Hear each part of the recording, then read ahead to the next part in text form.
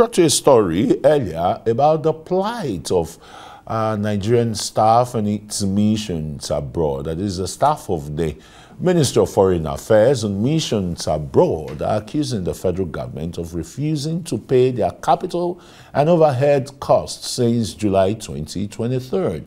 They say several letters have been sent to the ministry in Abuja, but nothing has changed, while urging President Bola Tinubu to urgently intervene on the plight in the absence of ambassadors.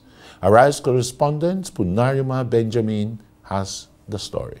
Nigeria has 124 missions across the world. Some of their responsibilities include providing diplomatic shield to Nigerian citizens under their watch, providing protection if there's any exposure to danger, and holding the host government accountable if there's any molestation or murder of any Nigerian. However, the Nigerian missions have suffered several setbacks following the numerous complaints from the missions abroad. Diaspora Nigerians and foreigners seeking consular services in Nigeria's missions have expressed dissatisfaction over the poor services rendered in other cases, with diplomatic missions or consulates closed sometimes without prior notice. But diplomatic officials have also been complaining about dwindling financial support from the federal government to run the missions successfully. This time around, the officers are worried over unpaid allowances of over 6 months. Reports indicate that missions have been awaiting second quarter overhead allocation in the last 6 months. Some diplomatic officers who wouldn't want to go on camera say the overhead allocation, which is meant to be used to pay utilities, light, water, gas, children's school fees, and general maintenance, remain unpaid. In the absence of ambassadors who were recalled last year, complaints have continued to mount in the missions, with the Nigerian diplomatic officers alleging that locally recruited staff in most missions have stopped coming to work due to unpaid salaries. They also allege that some of their colleagues have been evicted from their apartment because of their inability to pay rent, and schools have given officers till next week to pay up school fees of their children from first and second terms, or they will be stopped from coming to school. Arise News made efforts to get the Minister of Foreign Affairs, Yusuf Tuga, to react to it, but no reply to messages sent to him by our correspondent. The ministry's officials were also unavailable to make a comment on the matter. The diplomatic officers are now urging President Bola Tinubu to urgently intervene on their plight in the absence of ambassadors. Punarman Benjamin, Arise News. Okay, to interrogate this issue further, we have the retired permanent secretary in the Ministry of Foreign Affairs, Ambassador Joe Keshi. Very warm welcome to you on Newsnight. Thank you, sir. This must be so disturbing, very demeaning of our status, giant of Africa. We can't maintain our missions abroad. The staff have become beggarly. Is that the kind of, externalization of our eternalities that Nigeria should be portraying to the rest of the world? Well, not really. The truth we must face is that the Ministry of Foreign Affairs has, over the years, been underfunded. That's the honest truth. Even when we were there, we knew how much fights, we had to put in, particularly to get a good budget that would support the running costs. The running costs, and will support our diplomatic ambition or global ambition and things like that.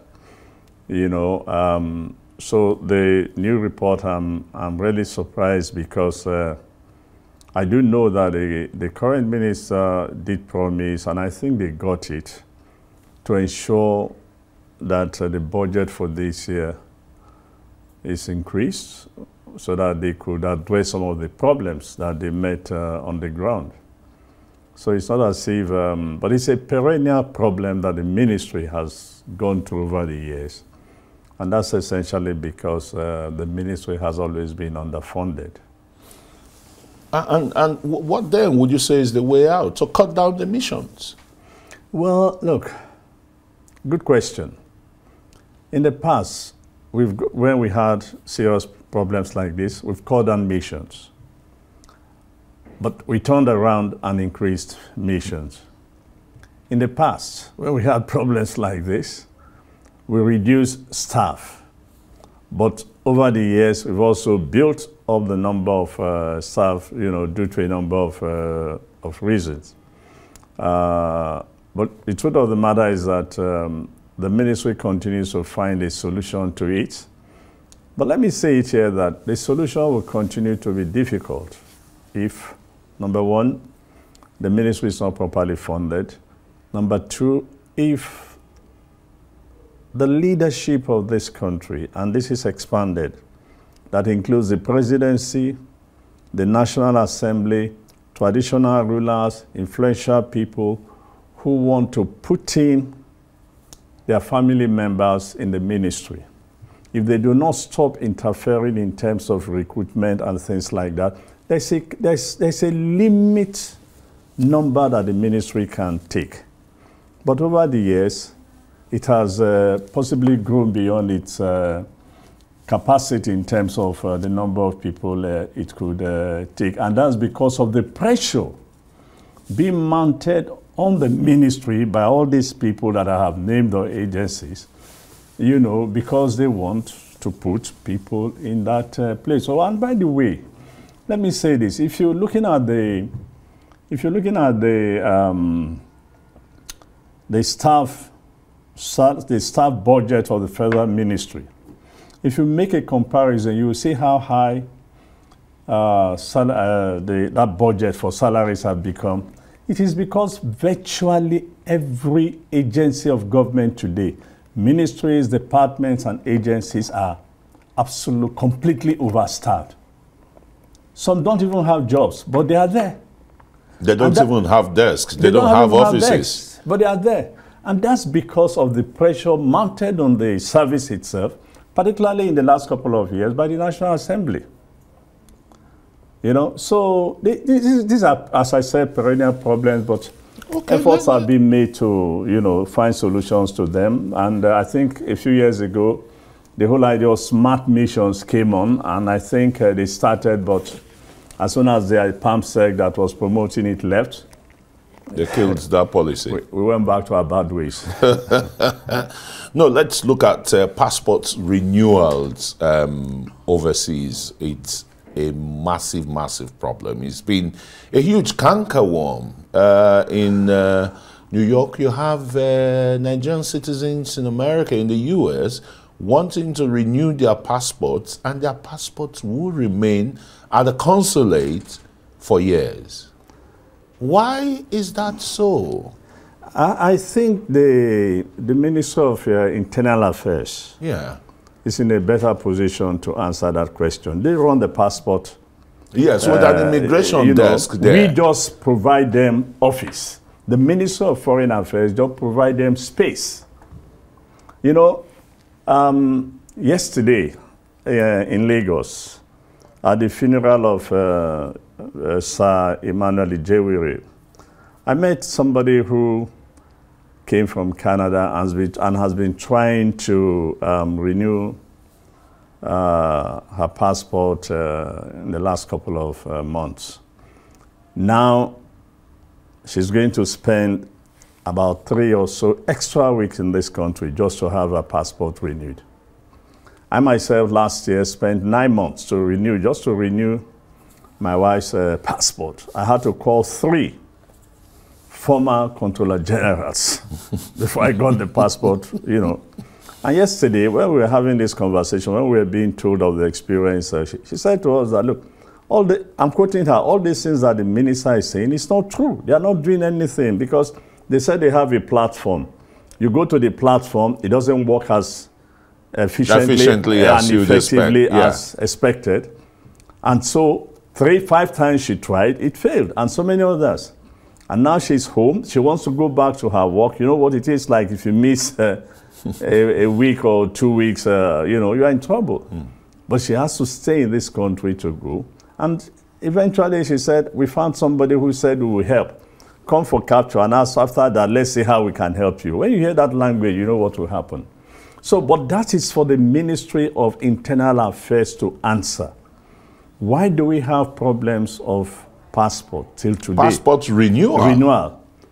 Not just abroad. Here internally, it's the same thing. Well, it looks, Ambassador, it looks as if the economic situation too in Nigeria is catching up with our missions abroad. You said so much. Why not? Why not? I mean, the federal government provides them finances. So if they don't have the money to operate, to operate, yeah, propagate federal government ideals and policies and the rest. So where would the FDIs? Where would the FDIs come from? Over the years, you know, the ministry has tried to dialogue. They've tried to explain to the Ministry of Finance and its officers to understand the plight of the ministry. That you cannot treat the Ministry of Foreign Affairs the way you treat other ministries. But somehow, it looks as if it's been a conversation among the deaf. And the plight of, you know, the staff now, really precarious. They may face deportation. No, I don't think they will face deportation, but I'm sure that with time they will, because I'm aware of the fact that I think the budget was reasonably increased. It's not a question of whether money is being released by the Ministry of Finance to, you know, to this. Where are they going to find the dollar components and the rest? Well, look, if we found money to buy cars for legislators and others and to do some of the stupid things we are doing today, we'll find money to take care of some other serious issues, period. Ambassador Joe Keshi, former Permanent Secretary, Ministry of Foreign Affairs. Thanks so very much for coming on News. Thank you for having me, and Happy New Year.